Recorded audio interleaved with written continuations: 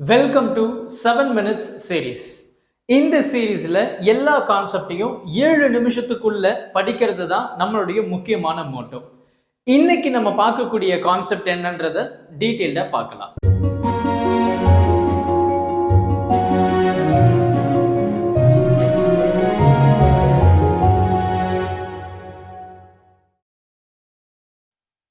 Hi everyone. இப்போ நம்ம பார்க்குற அடுத்த முக்கியமான கான்செப்ட் தான் இது வீட்ஸ்டோன் பிரிட்ஜ். நம்ம ஸ்டூடெண்ட்ஸ் எல்லாருக்குமே ரொம்ப கன்ஃபியூஸ் ஆகக்கூடிய ஒரு கான்செப்ட் அப்படின்னு சொல்லலாம். இந்த இடத்துல நம்ம ரெண்டு ரூல் யூஸ் பண்ண போகிறோம். ஒன்று ஜங்ஷன் ரூல் அண்ட் தென் வந்து பார்த்தீங்கன்னா லூப் ரூல். ஜங்ஷன் ரூல் வந்து கரண்ட் ரூல் சொல்லுவோம். Sum of current entering the junction equal to leaving the junction. Loop rule சொல்லும்போது ஒரு ஓவரால் சர்க்கியூட், ஒரு க்ளோஸ்டு சர்க்கியூட் எடுக்கும்போது அதாவது ப்ராடக்ட் ஆஃப் INR, அதாவது வோல்டேஜ் தான், equal to total EMF in a given cell, which mean in a given circuit. இப்போ நான் என்ன பண்ண போறேன் அப்படின்னா ஒரு ரெண்டு ஜங்ஷன் எடுக்க போறேன். ஸோ அதில் வந்து junction B and junction D இல்லையா. அட் ஜங்ஷன் Bல வந்து பார்த்தீங்கன்னா நமக்கு வந்து கரண்ட் வந்து இந்த I1 உள்ள போகுது, வெளியே வர்றது IG அண்ட் தென் I3. அப்போ I1 equal to I3 plus IG, ஏன்னா sum of current entering equal to leaving, அதுதான் இங்கே எழுதியிருக்கு.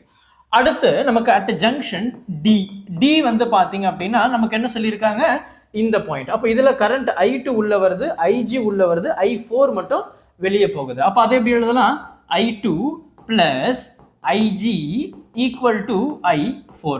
ஏன்னா இது ரெண்டும் உள்ள வருது, இது வெளியே போகுது, அவ்வளோதான் கரண்ட். இது ரெண்டும் கரண்ட் ரூல், ஜங்ஷன் ரூல் அப்படின்னு நம்ம வந்து சொல்றது உண்டு, ஜங்ஷன் ரூல். அடுத்து நமக்கு வந்து பார்த்தோன்னா லூப் ரூலை பயன்படுத்த போகிறோம். அப்போ லூப் ரூல் அப்படின்னு சொல்லும்போது எனக்கு க்ளோஸ்டு சர்ஃபேஸாக இருக்கணும். அப்போ நான் என்ன சொல்ல போகிறேன், அட் ஒரு ரெண்டு லூப்பை நான் எடுக்க போகிறேன். ஒன்று ABDA க்ளோஸ்டாக இருக்கணும். அப்போது ABDA இந்த லூப்பில் நான் என்ன சொல்ல போகிறேன் அப்படின்னா product of IR equal to total EMF in circuit இல்லையா. இப்போ இங்கே EMF இல்லை, அப்போ ப்ராடக்ட் ஆஃப் IR மட்டும்தான், IR அப்போ I1P, அடுத்து வந்து பார்த்தீங்கன்னா IGG, அடுத்து வந்து பார்த்தீங்கன்னா I2R ஈக்குவல் டு அந்த செல்லில் எதுனா எனக்கு விச் மீன் அந்த லூப்பில் எதுனா செல் இருக்கா, இல்லை, அப்போ அது ஈக்குவல் டு 0. இப்போ நம்ம மைனஸ் போட்டிருக்கோம். இதில் சைன் கன்வென்ஷன் ரொம்ப முக்கியம். சேம் டைரக்ஷன் நம்ம சூஸ் பண்ணியிருக்கோம், ஸோ அதனால பாசிட்டிவ். AB சேம் டைரக்ஷன் தான், கரண்ட் அப்படி தான் போகுது, பாசிட்டிவ். BD கரண்ட் அப்படி தான் வருது, பாசிட்டிவ். DA ஆனால் கரண்ட் எப்படி இருக்கு, இப்படி வருது, ஆப்போசிட்ல இருக்கு, அது மட்டும் மைனஸ், மற்றதெல்லாம் பிளஸ். இது நமக்கு வந்து ஒரு முக்கியமான டேர்ம். அடுத்து பாருங்க அட் ஓவரால் லூப் ABCDA,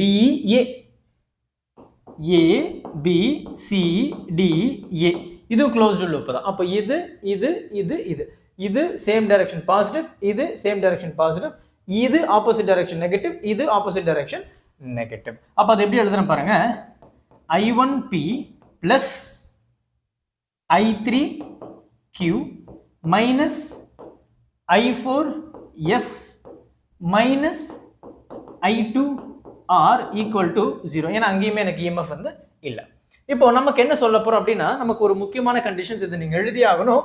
என்ன சொல்றாங்க, at point B and D எனக்கு வந்து சேம் பொட்டன்ஷியலாக இருந்ததுன்னா அட் B அண்ட் D, இது முக்கியமான பாயிண்ட். B அண்ட் Dல சேம் பொட்டன்ஷியல் அப்படின்னு சொல்லும்போது எனக்கு என்ன ஆகும், பொட்டன்ஷியல் சேமாக இருக்கும்போது எனக்கு இங்கே கரண்ட் எதுவுமே இருக்காது, டிஃப்ரென்ஸ் இருக்காது. அப்போ your IG turns to be 0. When IG 0 அப்படின்னா அதுதான் பேலன்ஸ்டு கண்டிஷன் அப்படின்னு சொல்லுவோம். இந்த நல் டிஃப்ளெக்ஷன், இதுதான் வீட்ஸ்டோன் பிரிட்ஜினுடைய பிரின்சிபல், நோட் பண்ணி வச்சுக்கோங்க, நல் டிஃப்ளெக்ஷன்ஸ். அப்போ நல் டிஃப்ளெக்ஷன்ஸ்ல IG வந்து 0. அப்போ IG 0னா இது இருக்காது, இந்த இடத்துல IG 0னா இது இருக்காது, அடுத்து இந்த இடத்துலயும் IG 0னா இது இருக்காது. அப்போ I1 equal to I3, I2 equal to I4, I1P equal to அதை டிபெண்டன்ட் பிளஸ் சைடு, அப்போ ஈக்குவல் டு I24 இல்லையா. இப்போ நான் என்ன பண்ண போறேன், இந்த I1P I2R இங்க சப்ஸ்டிட்யூட் பண்ண போறேன். I can also say I1P as I2R.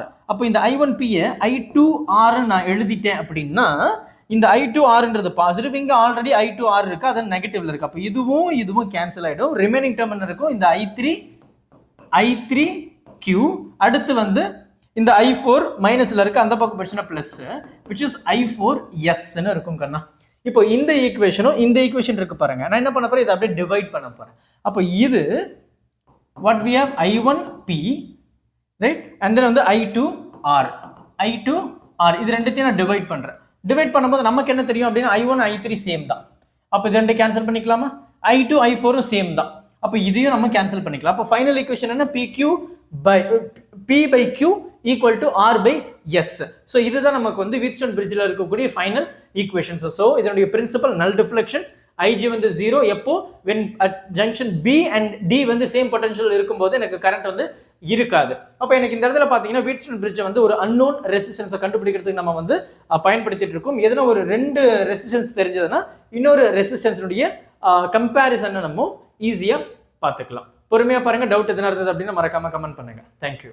Help this with a smile.